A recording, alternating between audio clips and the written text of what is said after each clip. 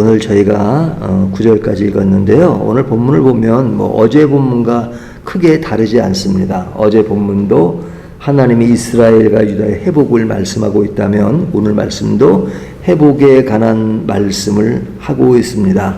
그 회복에 관한 것은 굉장히 긍정적이고 또 우리에게 희망을 주는 그런 메시지죠. 7절을 보면 내가 유다의 포로와 이스라엘의 포로를 돌아오게 하여 그들을 처음과 같이 세울 것이며, 돌아오게 하신다. 처음같이 세운다.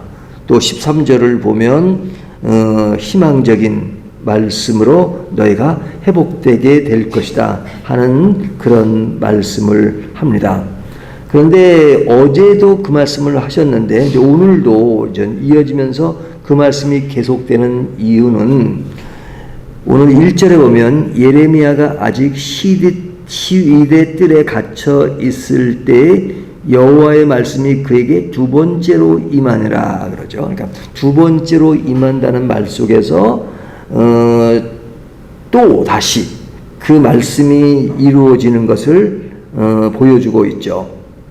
물론 내일 말씀에도 보면 이 말씀이 더 세부적으로 말씀되고 있지만 하나님이 또 말씀하신다, 두 번째 말씀하신다 하는데 굉장히 의미가 있는 것 같습니다. 하나님이 선지자에게 또 백성들에게 두 번째 말씀하신다는 그 내면에는 어떤 의미가 담겨 있냐면 하나님의 말씀이 첫 번째로 끝나지 않고 늘 새로운 기회를 주신다는 거죠. 우리가 하나님이 한 번 하시는 말씀으로 모든 것이 끝나버린다면 인간에게는 희망이 없습니다. 왜? 인간은 또 말씀에도 또 불순종하고 그릇되게 가는 요소가 늘 반복되잖아요. 그러니까 반복되는 인간에게 모든 것이 한 번으로 끝난다. 그런다면 인간에게 희망이 없는데 하나님은 그런 인간에게 두 번째로 말씀하십니다. 이 두 번째로 말씀하신다는 것은 딱 두 번만 하신다는 것이 아니라 계속해서 말씀하신다는 것이죠. 인간이 부족하고 나약하지만 그런 인간을 보시고 인간이 다시 기회를 가지고 나아갈 수 있도록 심판의 메시지도 주시고 또 회복의 메시지도 계속해서 말씀하시는 거죠. 그러니까 이 두 번째 말씀하신다는 것은 하나님이 늘 기회를 주고 계신다 하는 것이죠. 우리가 세상을 살아도 한번 신용불량이 되면 참 기회를 다시 얻기가 힘든 것이고 또 인간관계에서도 한번 신용을 잃어버리면 계속 그런 위치에 올라서기가 힘든데 하나님은 우리들이 그렇게 하나님을 배신하고 그리고 아주 하나님을 등질 때에는 아주 하나님을 안 볼 뿐 같이 그리고 완전히 인간적인 그런 면을 드러내고 있음에도 불구하고 하나님은 그런 인간을 완전히 저버리지 않으시고 또다시 오시고 또다시 부르시고 또다시 말씀하시는 그런 하나님이시죠. 오늘 본문을 보면 예레미야가 지금 어떤 상황에 놓여 있느냐 1절을 보면 예레미야가 아직 시대 뜰에 갇혀 있을 때 여호와의 말씀이 그에게 두 번째로 임하니라 그러죠. 지금 예레미야 선지자가 어디에 있어요? 시드기야 왕 때 그냥 별로 좋지 않은 이야기를 했다고 해서 지금 감옥에 가둔 상태잖아요. 그러니까 선지자가 감옥에 있다는 것은 그의 사역이 중단되고 또 그가 할 일이 막혀 있는 상태라는 거죠.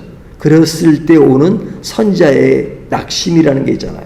그러니까 선지자가 그냥 감옥은 의뢰이 나에게 있는 것이고 고난과 고통은 나에게 있는 것이다 라고 생각할 수 있죠. 그런 의미에서 다른 사람보다는 그 어려움을 견딜 수 있는 힘이 있을지라도 그러나 답답한 것은 내가 하나님의 선지자로서 말씀을 증거하고 알리고 해야 하는데 그 일이 중단됐을 때 오는 그런 낙심, 그런 좌절감 이런 것이 있을 수 있잖아요.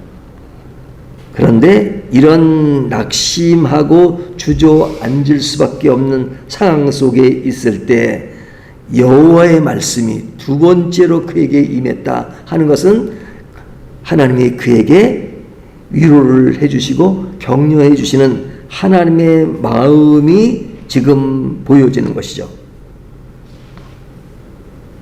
하나님은 일을 하실 때 항상 우리들이 중단하지 않고 계속 이어질 수 있도록 만드시는 분이시죠. 2절을 보면 일을 행하시는 여호와 그것을 만들어 성취하시며 하시는 여호와 그의 이름을 여호와라 하는 이가 이와 같이 이르시도다. 하나님은 어떤 분이세요? 계속해서 일이 진행될 수 있도록 행하시고 성취하시는 분이시다. 그렇기 때문에 하나님의 말씀은 한 번으로 끝나지 않고 두 번째로 임한다. 이렇게 말씀하시는 것이죠. 그리고 그렇게 하기 위해서 너희가 가만히 있지만 말고 뭐라고 말씀하세요? 3절 너는 내게 부르짖으라 내가 내게 응답하겠고 내가 알지 못하는 그거 은밀한 일을 내게 보이리라.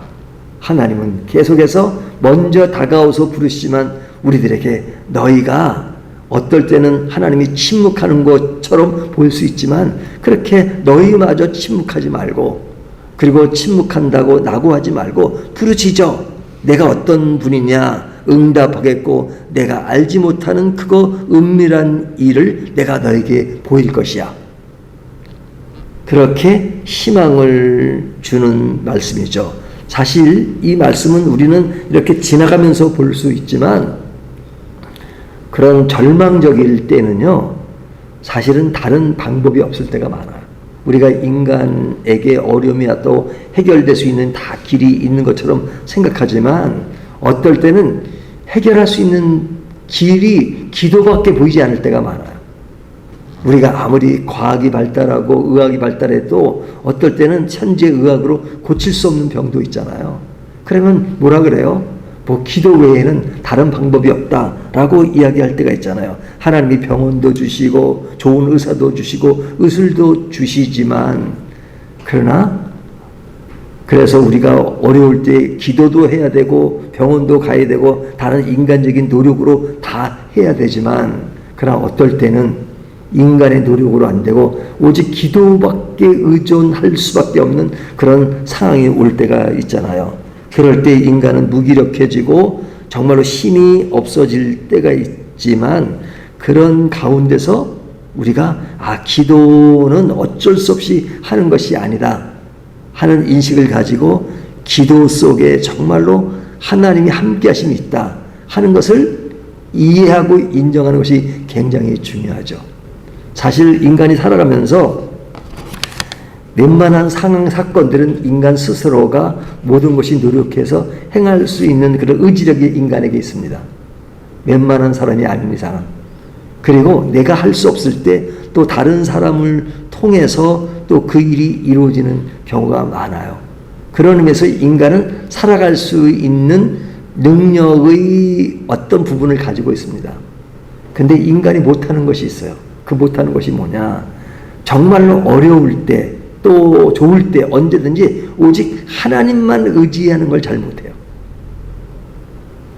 하나님만 의지하라 그러면 우리는 굉장히 좀 그럴 수 있을까?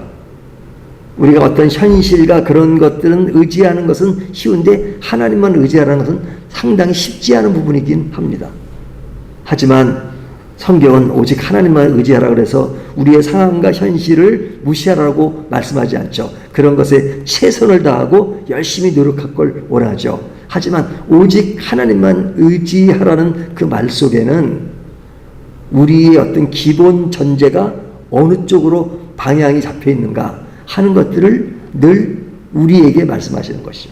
그런 의미에서 오늘 말씀을 통해서 하나님은 두 번째 말씀하시는 그런 분이시다 하는 것을 깊이 인식하고 오직 하나님께 의지한다는 것이 무엇일까 하는 것들을 우리에게 교훈하고 있습니다. 오늘 말씀을 통해서 오늘은 특별히 두 번째 임하시는 하나님의 의도가 무엇인가 하는 것들을 살피면서 오늘도 하나님 안에 거하는 저와 여러분이 되시기를 주님의 이름으로 축원합니다.